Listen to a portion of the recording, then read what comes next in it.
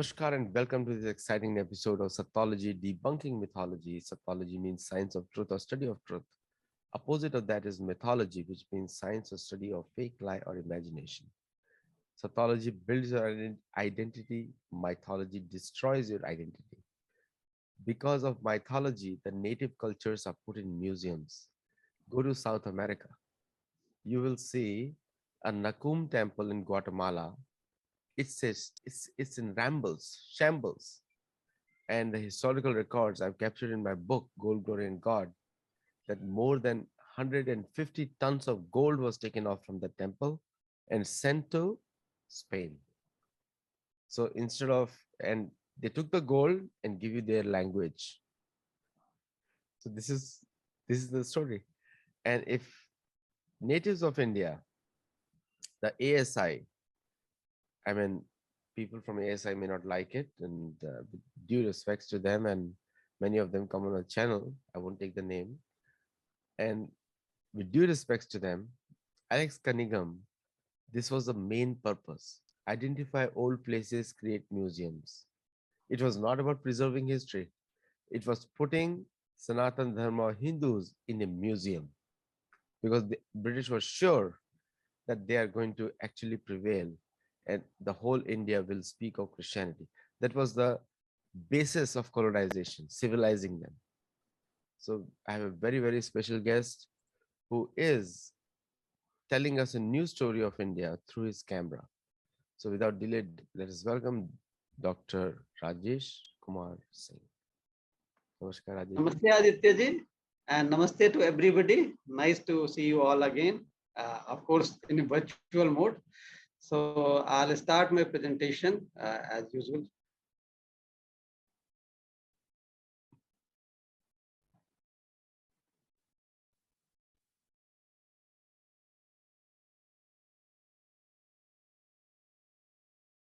So as Aditya ji was telling that history has to be preserved and has to be shared also.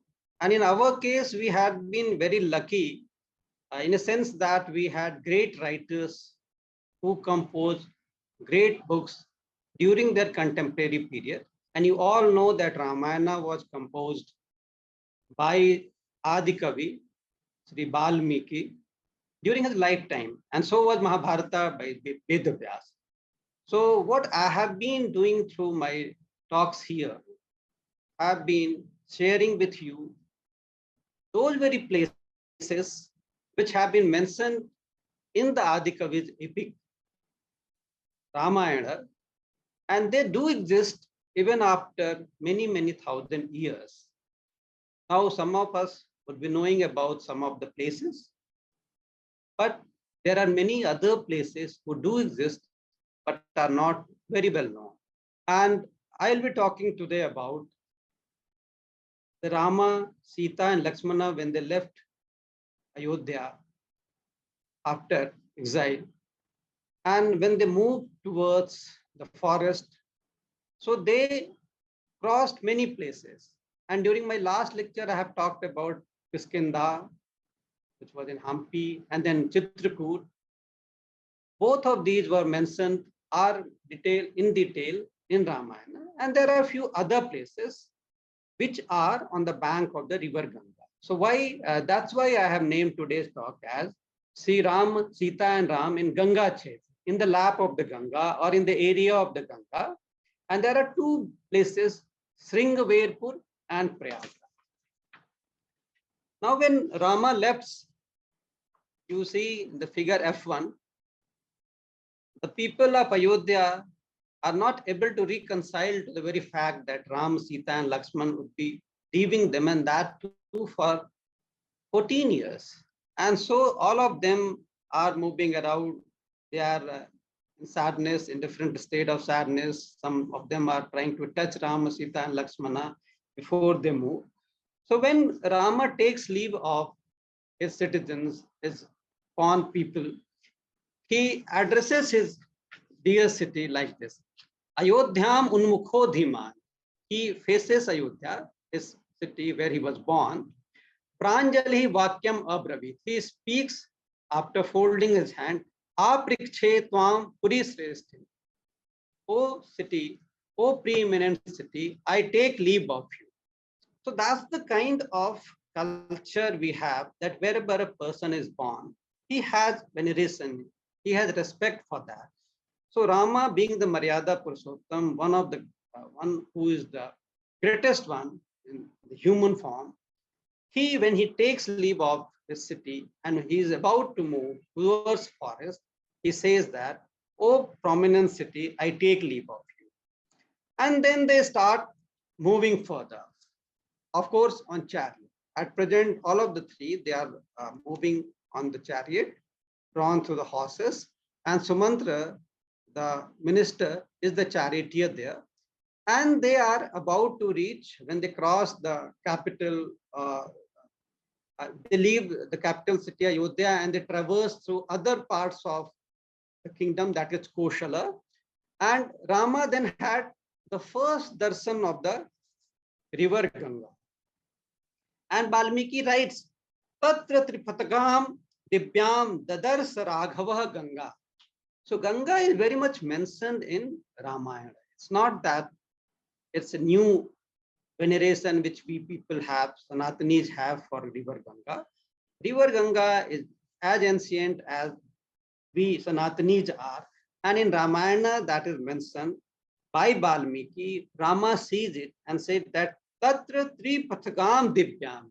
Divyam means which is divine, and Tripathagam means which is threefold course, flowing it as just through heaven, earth, and the subterranean regions.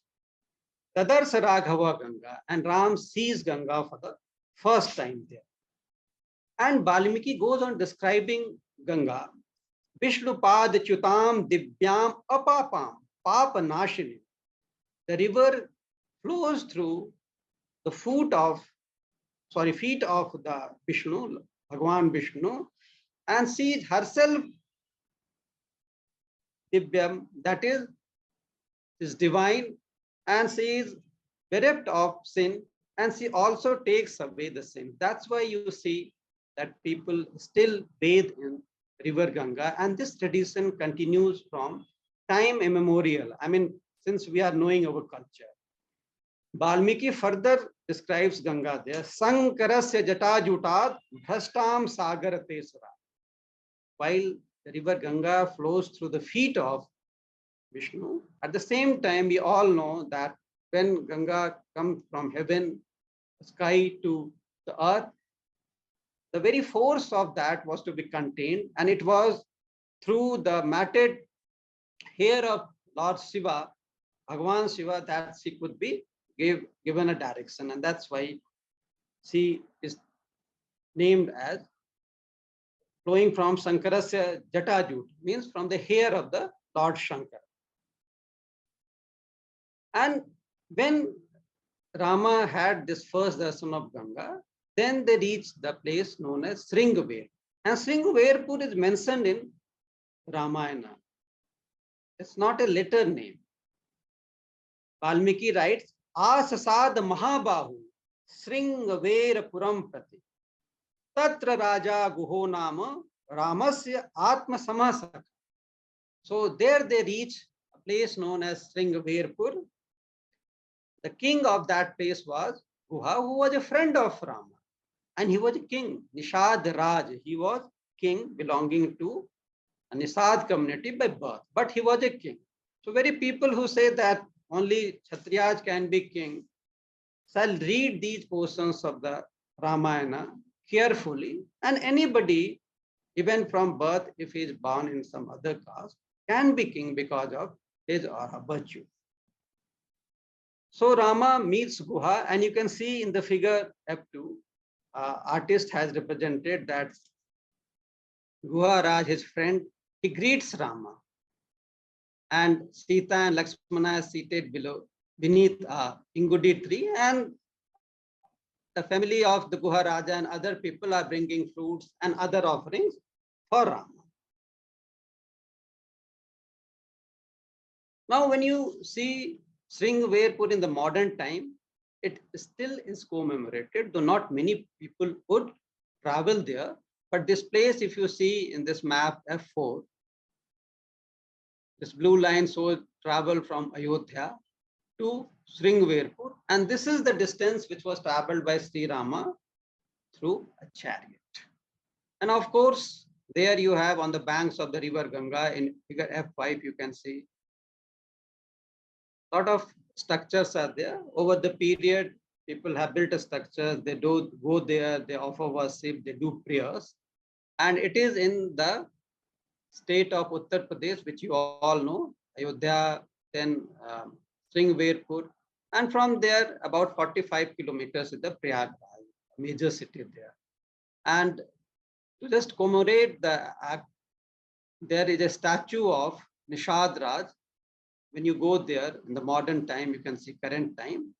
And you can also see there is many bathing ghats and prayer ghats, one of which is Sri Ram Ghat in figure F4, and that is written as Sandhya Badan Sthal, Sandhya Vandan Sthal. Now, what is this Sandhya Vandan? In Sanatan tradition, we pray to the sun god in the morning, and when sun is about to set, then also we offer Sandhya is evening, we offer our prayers. And that practice is also mentioned by Valmiki in Ramayana in Ayodhya Kand. Tatastri Uttarasanga Sandhyam Anvasya Pashima. In western side, sun is setting, and at that time Sri Rama offers his prayer.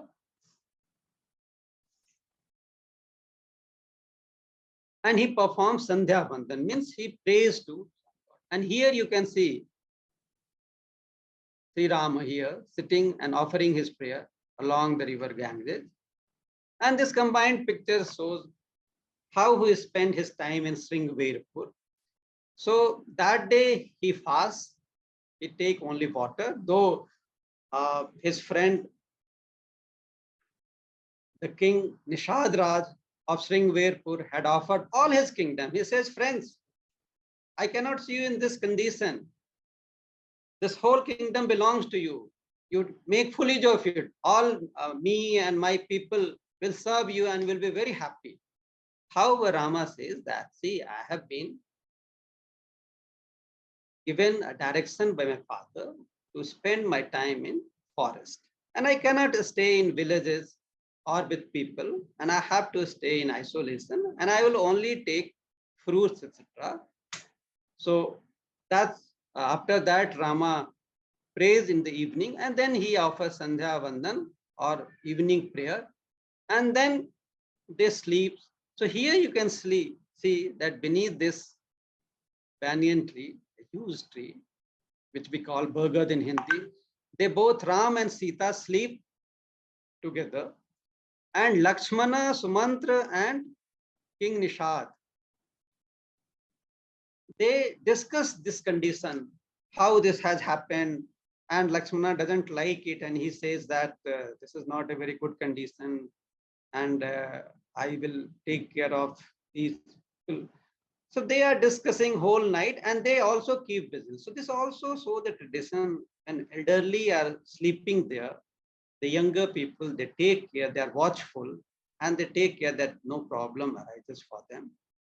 And then when morning comes, then Rama offers again his prayer to river Ganga there.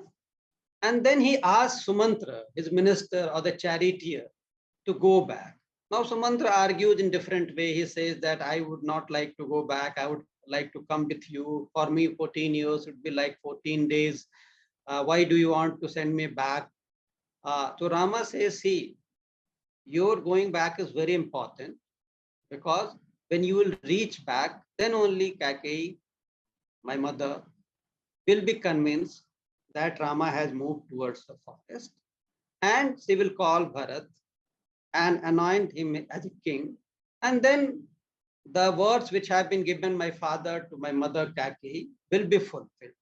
So then unwillingly Sumantra goes back, and Rama asks his friend Nishad Raj to bring a liquid, which is milk-like fluid, which emanates from the banyan tree, and he ties his hair. I mean, now, till now, if you see in the earlier figure here also,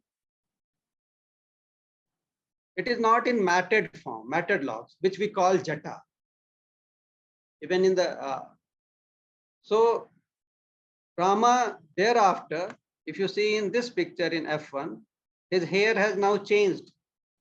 If you compare with the earlier picture where it is flowing in a natural way, which the princess would have, but after at this very place, so Shringverpur is important for many things as I am describing to you. Rama sees the Ganga for the first time. He meets Nisad Raj there, and he offers uh, his prayer in the morning and in the evening to river Ganga. And then he asks Sumantra to go back. So now onward, Rama will not move through chariot. They will move on foot. So they will walk the distance from here. Shringverpur, though he spent only one night here, it's very important in the tale of the Sri Rama. And from here itself, their loose hair, they tied into the milk in a matted log, which we call jata. And here you can see, then he asked his friend, Nishad Raj, that please bring me a boat and now we shall cross the river. So you can see in these two pictures, two different depictions. In F1, Ganga is flowing here, and then an artist on terracotta has shown river Ganga here. In that, Rama, Lakshmana, Sita, and the sailor, same here. They all are now sailing and crossing the river, and they reach across the river. Now, in the process, when they are crossing the river, midway, Mother Sita or the Princess Sita, she offers her prayer to river with folded hands and she says, "Oh Mother, I pray to you, kindly ensure that me, my husband, my brother-in-law, and myself remain secure, and we spend the 14 years of exile and come back. And when I come back, I'll again pray to you and offer lot of things to those who are needing, to the Brahmana, that is priests and other people." So this is a kind of tradition which we continue till date. If you come in India, you'll see that when we go to our pilgrimage, we go to river uh, and we pray to the river goddess, and we offer certain material things, fruits and certain other good things, clothes and some money to the priests and other needy people. So that tradition continues from there. And there is a written proof in Valmiki. I mean, it's not that it started from the period of the Rama itself. It could have started long back. But you see, our traditions are so intact and they have been transferred from generation to generation. And we have recorded proof also.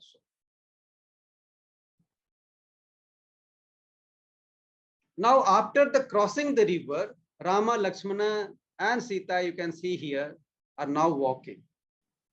And they are now in the region, they have crossed Ganga, and they are now moving towards a place known as Prayag.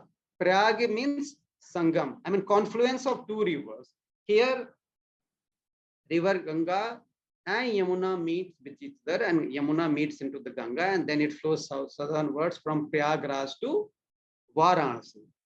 In India, you'll find this word Prayag being used in many places. In northern state of Uttarakhand, you have Karn Prayag, Dev Prayag, and so on and so forth. 5 Prayagas are there. Recently, I was in a place in Bageshwar where river Gomti, it meets into river Saryu there. There is another river, and there is a temple of Lord Shiva there, Bageshwar now. So there also there is a Prayag. So we have lot of Prayags, means we have lot of confluence of rivers, and these places are divine for us, holy for us, for the very reason that in Indian tradition, you see, we have realized the importance of nature. We flourish if nature is there. And if we damage the nature, it in turn damages the existence of human being also. So this fact has been realized and have been documented, have been practiced long time in Indian tradition. And that's how you see here also Rama sees Prayag and Valmiki describes Prayag. Now it's very interesting. Earlier, Rama tried to convince Sumantra to go back. Of course, Sumant had to go back, and there was a very important reason what Rama used to convince him that Kaikeyi shall see you, and then only she would be convinced that we are fulfilling the desire or the words which we have given to Dasharatha. Now, once again, Rama, when he meets, now they are all alone. There is nobody there apart from these three. So Rama now tries to convince Lakshmana that you go back. I will take care of myself and Sita. You have to go back to take care of our father, that is Dasharatha, and the mothers who would be worried and are in the condition of sadness because they have already they have been kept away from us. But Lakshmana is not convinced and he says that there is no life for me without you and there is no way I would go back. Now again you see those very prince and princess who would stay in comfort in palaces have now started very convincingly and very easily they have adopted the new life. They are staying in forest, they are sleeping beneath the tree. And in this picture again you can see here Rama and Sita are sleeping and Lakshmana is keeping a watch here. And one poet in Hindi has said, जाग रहा ये कौन धनुर्धर जबकि भुवंभर सोता है. Who is this warrior who is keeping a watch, who is awake when whole world is sleeping? So these are the practices, these are the high and important traditions of the Indian systems, value systems, which keep inspiring generations after generations. Now, after spending a day, one night and one day in this place between Ganga and Yamuna, they move towards Prayag and they meet Rishi sage Bharadwaj. Bharadwaj is a rishi who has his hermitage.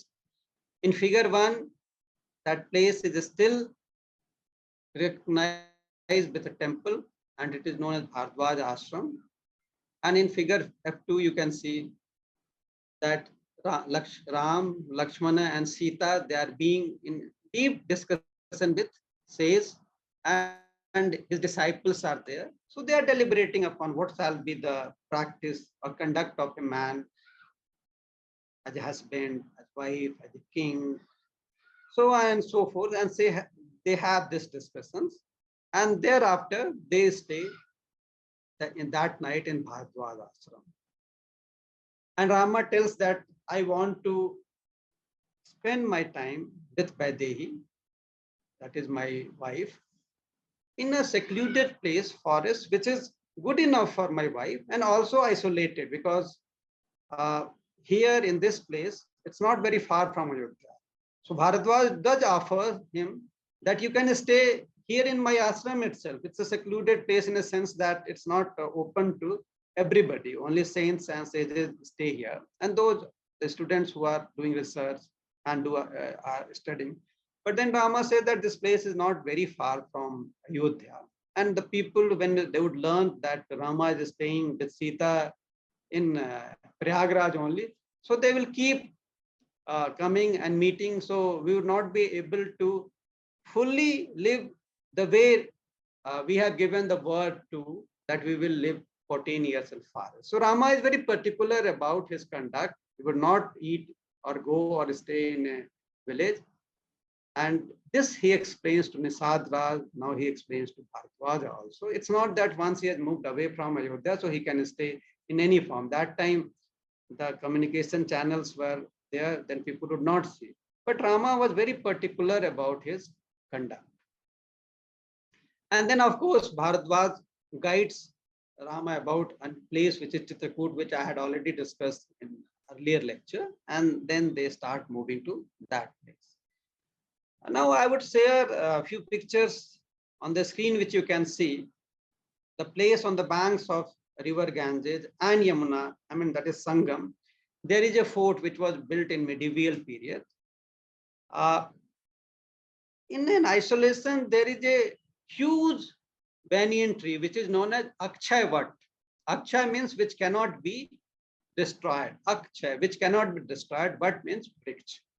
So this is the bricks. Not everybody is allowed because it's an army fort and you have to take permission and go there. So it is believed that Rama, Lakshmana, and Sita had spent some time while moving from Prayagraj to Chitrakoot. And at the modern time, you can see that when you walk from the fort through figure F1, you move through a corridor and you come through these steps in an open area F2, and then you walk along this building structure F3, and you reach in the corner where you have this Akshapat. This is a very holy place, and the leaf of this tree are kept by Hindus or the Sanatanis, and I also have one of the leaf in my temple which is in house. So this is a place where Rama, Lakshmana, and Sita had stayed. So here also you can see that those very individuals who would live very comfortably in palaces and in cities, they are very, very comfortable in forest and the tree, and they live beneath the tree. So this is the kind of importance which Rama has given, depicted through his conduct, that how nature is very important for existence, and it's not important whether you stay in palace or in an open forest. You shall be comfortable in both the places, and then only you are a person who is worth living in the world. Now, this place, as you told, I told you that this is the fort. If in figure 1, you can see this is taken from across the river. This is river Yamuna, and here you have Sangam. Sangam means confluence of two rivers, and this is the fort area. And on this corner, you have this Akshay Bhat. So Rama and Lakshmana, now they would cross river Yamuna. First, they crossed, they came to river Ganga, they crossed river Ganga at Shringverpur. Then they walked in the area which is between the two rivers, Ganga and Yamuna, and then they come to Bharadwaj Ashram, and now they would cross river Yamuna also. Now, what is important is that this is figure F2 shows now modern period. If you go there, you will see a lot of boats there through which people would either have a ride along the river, or they will also go to the confluence of the river here, Sangam, and take bath. Now onward, Rama would not get any help from anybody. Earlier, he had asked for a boat from Nishad Raj. So you see the transition. Now they would use the log on their own. They would tie them with the thick roots of the tree and make a raft for themselves. And then they would sail across that. And this transition is very comfortable. And then they cross the river Yamuna, Kalindi. Kalindi. So you see these names. I mean, in Delhi, we have a Kalindi Ghat or Kalindi Kunj. So it's not that this name has been derived later on. This is mentioned in Ramayan. Yamuna is also mentioned. Kalindi is also mentioned. And then from this place,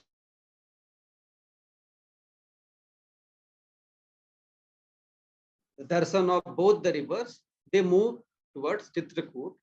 And again, while they were crossing the river Yamuna, Sita, Mother Sita, or Princess Sita, she offers prayer to river Yamuna. And the same prayer she repeats, "Oh Mother, take care of three of us. We spend our time in forest as per the desire of our father-in-law, and we shall come back secure. And when I come back again, in your honor, I will offer goods and other things to the priests and other needy people. So today I talked about two very important places, both of which lies on the banks of river Ganges. And there were certain traditions which I discussed. One is Sandhya Bandhana, that is evening prayer. Then another one is when they travel, Rama took water in his palm and prays to the river. And this practice we continue till date. And Sita worships both the rivers, Ganga and Yamuna, while crossing, and Rama does the worship in the morning and in the evening also with Lakshmana. So these are the three important traditions. There are many others which are very much mentioned in Valmiki Ramayana. When Ram, Sita, and Lakshman had spent their days in the vicinity, in the Kshetra, or in the land of river Ganga and Yamuna. Thank you very much.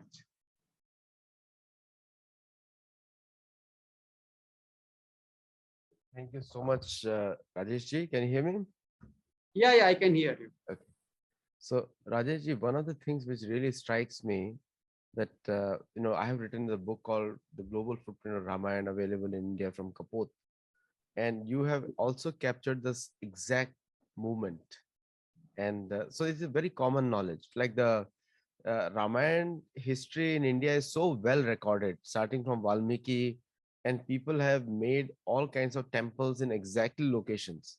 You won't find that even in Mahabharata. In Ramayana, you'll find exactly whatever Valmiki has said.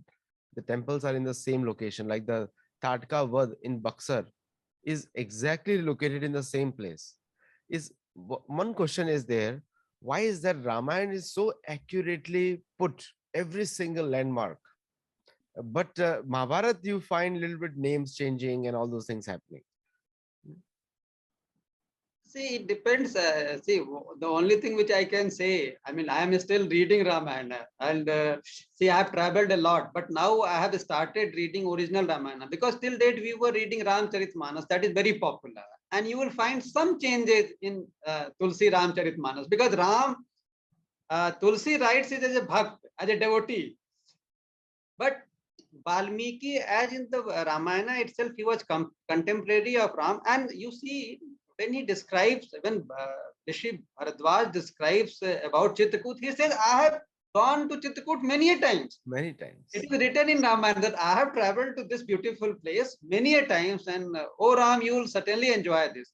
So, what I can guess, see, we are all learner.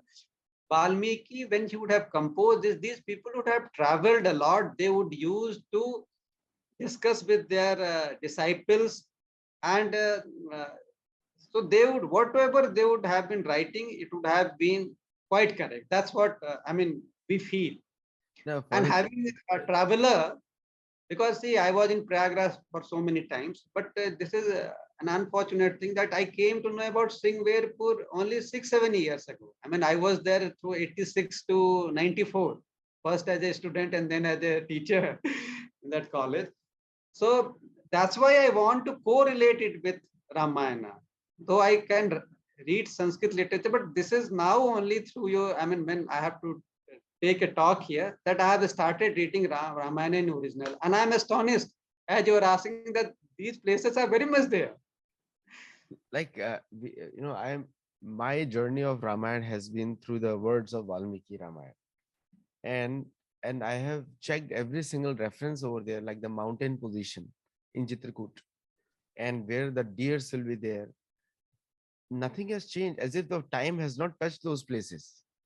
Is exactly a lot of deers over there even today. Different type of fruits over there. Waterfalls also there today. Like it looks like some Kaliuga has not touched those places. Like no, like sometimes I feel that there should be no development in those places. They should be kept as it is, because otherwise it loses the spiritual importance of those places.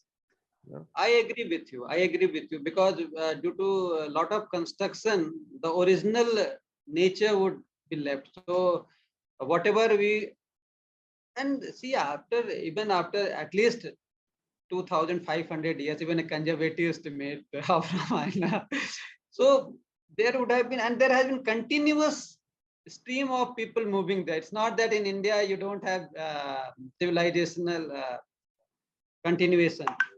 So it's only, I think, during last 50 or 100 years, this construction would have started, and now the pace has started fast. So there shall be conscious effort to preserve the original serenity.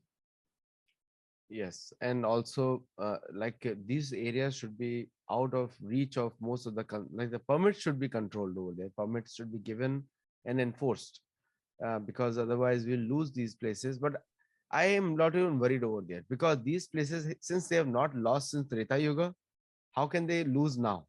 So I'm not even worried there. There'll be some situation there where they can be protected. Like one of the areas which you mentioned just now, the exact location I can if you read Valmiki Ramayana and follow the shloka, you can picturize how the land will look like, and then you can make a distinction that it cannot be this place. Like for example, the Shonabhadra Nadi and the Siddhashram right before Girivraja, the description and the local geography of the land completely match, as if like somebody has seen it and then writing it.